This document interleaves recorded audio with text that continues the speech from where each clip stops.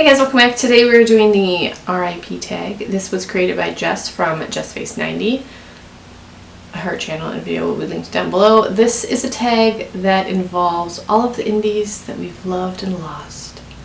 The indies that are no longer around, no longer in business, closed up shop, haven't been heard from, some of our first loves. And we're going to talk about those brands and polishes today. So if you guys want to see the RIP tag questions and my answers, and just keep watching. I'm not sure why I look so orange.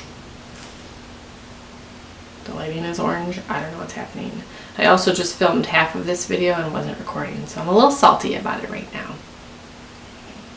First question is, what are the top three, or one, I don't care, it's your life is what she wrote, brands that you'd bring back if you could? Now, if you are not new to my channel and you've seen my lemming list video or any video that I talk about polishes that I don't own but I want, you're gonna know that Nail Ventures Flying Blue Jay is on that list. It is my ultimate lemming. I don't even know what I would do if I got that polish. I think I would cry. I think I would cry over a nail polish because I've wanted this for so long, and I don't know what I would do if I actually owned it. It's most likely never going to happen, I'm aware. Anyway, I would probably bring back Nail Ventures so I could get Flying Blue Jay, but I also did like their other polishes. They were different combinations and glitters. They were the pioneers of the matte glitter trend as far as I know. Floam is the polish that comes to mind when you think of Nail Ventures. Or if you're me, then it's Flying Blue Jay. But Floam is the polish. It's the matte teal and matte lime green micro glitter that looks like Floam. I would probably bring them back. I have put some thinner in this polish. It sat for a couple days. I put a little more thinner in. It sat for a couple days. And the swatch does not look very pretty. A lot of the suspension base has evaporated from this polish, so the swatch doesn't look that pretty. But Floam is still such a cool polish. It's one of those that even if it's completely unusable, I'll probably keep it just because the bottle's pretty. I just think it's a cool concept, and as far as I know, they were the pioneers of this trend. I could very well be wrong, but it was certainly the first really popular polish that I knew of in this formula. The second one would be Love Angeline. I loved her polishes. This Shandy polish is a beautiful matte shimmer. This is part of a beverage line she had. I have, I think, 6 of the others, but this is the color that I chose because it's the ugliest and I love it. She had beautiful gemstones that were 4 different color glitter mixes, micro glitter mixes, but her top coat is my favorite of all time. I have half a bottle of this top coat left. I use it only on the most special manicure occasion. I don't use this very often because this is my last bottle.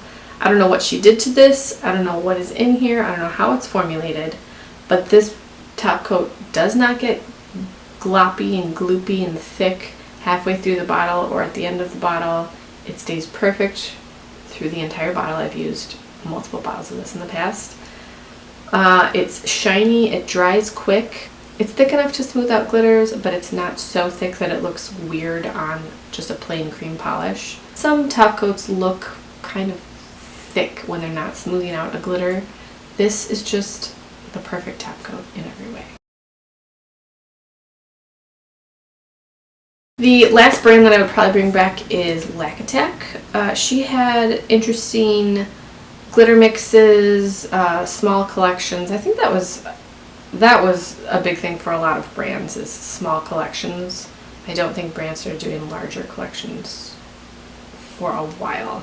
And so there were, you know, quads and quints and maybe 6 polishes in a collection. But Lack Attack had some interesting collections. She had the Harry Potter one. I think a couple Harry Potter collections. Bad Moon Rising is a really fun but simple glitter mix. It's just matte red, green, blue glitters in a clear base. I just thought it was really cool, and I liked her polishes, and I think that she was always a little underrated. No one I know is like, oh my gosh, I loved Lack Attack, but I really enjoyed her polishes.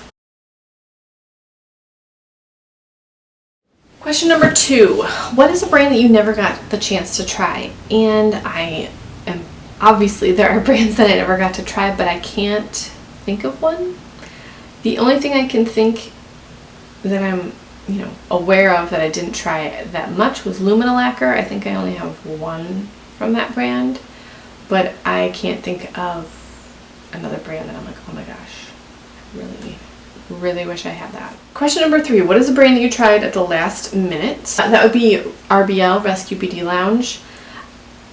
There were several reasons I never tried this brand, but when they had their closing sale, I did purchase a few polishes. I think they were $5. They were very affordable compared to the regular price of the polish. This one is called Footpath. This is probably my favorite simply because the color is super weird. Honestly, I feel like I would have been really upset if I had purchased this at full price. To me, these don't really live up to the hype. But that's personal preference, so I'm glad that I never tried them at full price. But I'm glad that I did get to try them, and I do like this color. It's beautiful mustard. Question number 4. Is the brand that made your first indie polish still in business, and what was your first indie brand? My very first indie brand was Pretty and Polished, and while they never announced their official closing, they have closed, they haven't released anything in years. My very first polish was Valentino and Tarte, and I'm not sure which was first. Probably Valentino because this is a glitter topper. This is a large white and black, medium white and black, micro white and black, matte glitter topper, and then there is some silver shimmer in this. The formula on this right now is really thin. It's been in my Helmers for, I don't even know, 10 years? I don't even know. A long time. And the other is Tarte. This is a purple crelly with yellow, purple, red, blue, white metallic glitters. This one is also pretty thin right now, and you can see it's got some ugly bottle syndrome. It still looks purple when you swatch it, but it needs some love and some patience for application. And then the last question is, what is a brand, or 3 or something, that you forgot about? The first one that came to mind was Black Cat Lacquer. I really enjoyed her polishes. They were interesting mixes. These two that I have are very similar. One is in a white crelly base, which looks pretty sheer right now. This is called The Dream of the 90s is Alive, and there's just a whole smorgasbord of awesome colors in here. In the swatch you're seeing one coated was over a white polish because it was pretty much not happening otherwise. And then the other one is called Sanitation Twins, and this is kind of the clear version of The Dream of the 90s is Alive. And there's extra colors in here, but they look very similar. I still really like both of these polishes. I don't wear them often, and I did kind of forget about them. The other brand was called Ula Lacquer, and she did amazing, intense, linear holographic polishes. This first one is called Beach Bummer, this awesome bright pink. And then this green is called Zalen, I believe. She hand wrote all her labels. This is just a really fabulous lime green. I would say 90% of her inventory was hollows because they were so